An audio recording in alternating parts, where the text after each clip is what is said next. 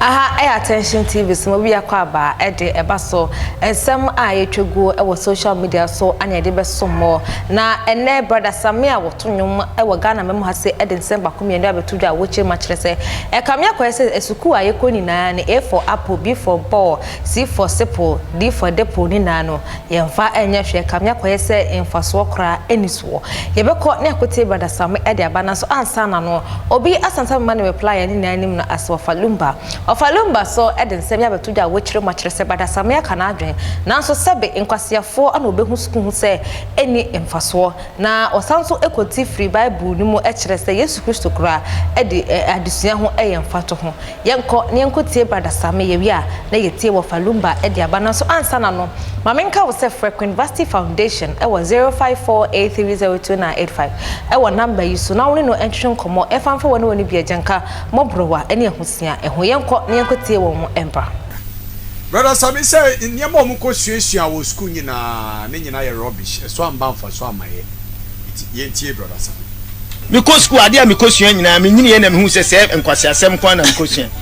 what is control life me nyina me de be dey what is control life ba ku bi a teacher tire Peter papa quick epel or quick pepe Peter me nyina me de ye dey tine masa owo ba fa ne to adwuma mu ntem he na wonya sika nto aso fa ne to adwuma mu ntem obeye because name three parts of grasshopper abeba no nyina wo be tia ya ade me hu say yesu nyina it doesn't make sense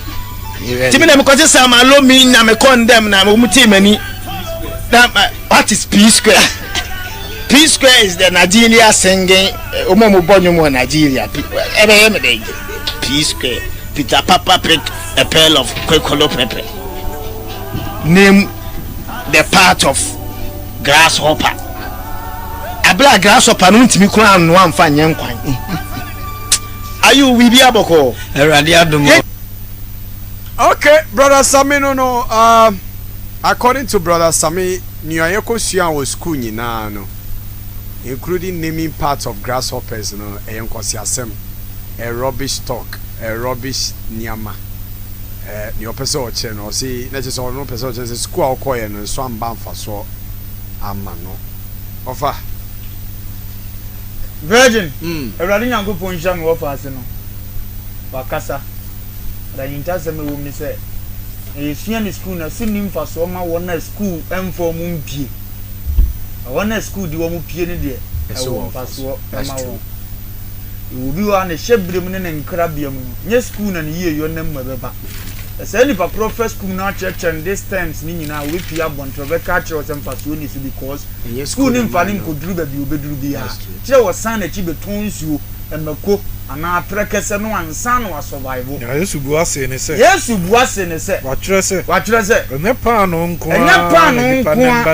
onipa nam so betena se nemu masem bi e nemu se tomle bi na wo hia awurade asem no so a wo survival it means in just pa no ne nye gofo bi wo na pa no so mo survival na gofo bi wo pa no kura ba o mo tofo mo unless we share awurade asem no no kura chodo adishie FM 99.1 sambro mu nketenkete ache no na yase empeti bi ne bread ma no ontimi nkan kya me say bread ne mwa na kire nyame asem no that time no ohia bread need to survive and sana later asem no so abetren so ontwe ne hu mfrade no but so no momu mmoro nsa na we obi a wo ye fasting dia ene obeka kya say bread ne su nim faso you go condition o wom say ohia awurade asem ne mpaye ediade bi anyame ye bi aye ne nipa nam ne tirimu po bi asusuan so ye ara nyinta se me wom ne se ehun nim faso ma wo nipa wonye na de so nam saade ne so ne obeduru mpempen so obi ete wo sesi a ohun faso a wonsam trafo so go ne kra kon no in fact uja na wo jese oni ade ba wo kra busa no ho a wo beka atwa to no wonhya de ohun so mfaso bi a disi wo school na so de nsam tre ba be fra na disuam kakra bi a eno ho nko ade obetima dwane bia bonten ko susu se onfa na ye hwe wa asetenam ba so hia ne a wo pete se wo pese se bitafra che o meye lawyer o meye doctor de a se lecturer ne my call no watimi ko hwe no kenza papa tam na so e so ntimi maso ada be ne mara meye nhwem bi se no na wo mfa so ma no edi emu bi de na ye nkwasi asem ma ye firi se ya mfa no na bo obra se nya adoma chade ekura ye ya kiaka akire di me say nipa okobie book mu ni e be hia wo verdia you choose book than me you go pon bibia book no guso we ne say ade bi no unim ba bia wo de ko me so mi hu ne say nya me ye mi wo ba bia me de ko ti me say ade ma book a me waste we obi ane na adwene edia no na ama Sammy de make sense kakra ba mu nkasa mfaso ani so engo say futuo ni yese ye wonkofo bebira ne omusua ne school ni mfaso bi ade mo mabrabo that's true you go ba wu no from day one international school bi ene wo wonko bi ade abobo kete bi e wono ne soa ti hunu ba bi ofiri ba akwa bedru fie nso so na ba so wonfa crane no nipa wo ye sharp hunu na juma wo pe na so obetua Peter papa pega pair of pego pepe ne sa awie ontimi mfa nya hwe yo nipa bi wo be ko university ni nyina awie design no ko sia no ano wo de brofo bi se na sem kra wo te no ati ase enzi atua fees na mo na ko kire se nya ne de ne ho osu osua na wo tra ekonanim Tvgh ni ameka ko se nyina ne se school de ye nipa obeka se nya no oni tire because nimdia ya kan wasam ni nhunumu no e ya adesua so na nam eba that's true se wunsua unya nimdia ni nhunumu no enyansa de enya wo betrete as far as so bo ade eche obi abi ba de nhunumu ne kan wa na wokọ ya de bia de mo a wo study no ena man taking impact of life so ndi adesua de da ho mo nipa bia even ono kura wase adesua nyei nya ono ye ne media no ya worship awo ye obi isua onfa book ntwere de onfre na adesua obi a monitor na sua no ama fa de oso mic ma o kasa za Sammy oso mic ma worship se nya Sammy eye sua ena wasua bibia firim efise nyankopon asem no subject ni e wo bi wo ye nkwase asem efise nyankopon asem no eye nkwase asem mo yire ema wona eyira na ye nyankopon tumi e dia di sua ye nkwase asem ma wona school ntimi mfo mu meye bibiri pa bi wa abrabom na mo meye nyansa asem ma wona school di beba be ye MP ne doctor ne minister that's true omo di omo hunu ne nkwase asem 1 Corinthians 1:18 asem ni nie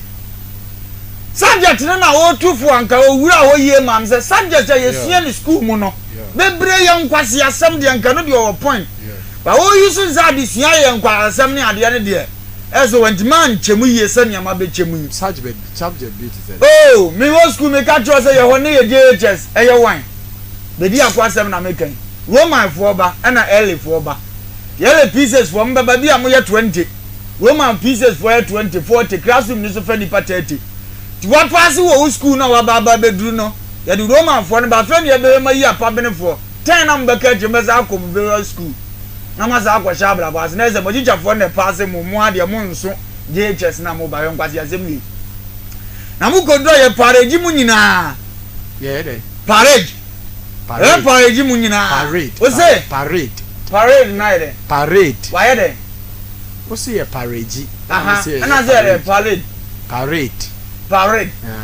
on say we na say nkwasi asem ma binu ma nya nkwasi asem ma binu mo me no mfa me ho se la ayam ketere ma ye nyame su nim se de obo me ade ya virgin yeah afi ye ko sa la ya no ma bie book ni ma to kakraka ni adro MPP fo ato book ni osono na dem na nya MPP fo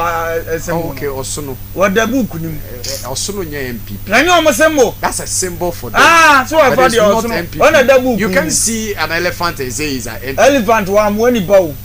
edini ko book nkura no wa mo ya omo de ana meka kire o afa osono na da hoyi ni amaso elephant is an animal which live in a forest that's true me pa cho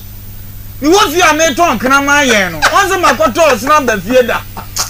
ye ko forest da bia ko so mfidie ndie nim se sa abo asoro no forest mu no ote maybe you don't know what do nim se jata de o mafie no o tra forest mu we din papa ti ko ahanam ko pa ahanam na ma hunu se krama nua na friend sa krama no on de o mafie ya mo o fie da won wo so no fra fie mu mu da aburo so onya bia ya si kozu he da tu kwan yes the special it is ye nim yes but we have to tell you mama ne keke se elephant ya abo bia o wuram eno a wo ka chem ntimi mentimi anka so o wuram ntimi sanko pieces oh we ya se be babo what is matter is anything that have weight mass and it can occupy space that's true no wa jam we etino eye de se otu eye de na wo abrabo matter anything that has what weight. Wait. This ananya there. And it can occupy a space. And do the two on agenda bre. Then do the four to an the same space at the two and foul. Oh, you want to do our son bre. What you say? But you need to know. Better fry. I'm finding you want school diamond and a front talk. Who is a front talk? I'm saying, do you know your friend a butterfly? Cross pollination. From the anther to the stigma. Okay. Okay. Who we are cross pollination? No, there are something your friend general knowledge. General one you need to know. Oh, virgin. Maybe so virgin. We shall only say your school could be say 1 year man penny. Yes. Somebody does not know who our president is. Say you know I'm more brave. Uboni ye nkwa ye be hu. Eh, me to one president bia bre mindset. Ni aboad ni so ye nka mitrim. E to ye president na abo bre ye. Sa village no mindset. Ni na mo be ka je mitrim. Sa village no mindset ni ndru. Mu madwuma ya. Aha, ananem demo ebesi kai so be subscribe to YouTube channel, follow on Facebook, like, comment and also share. Macro.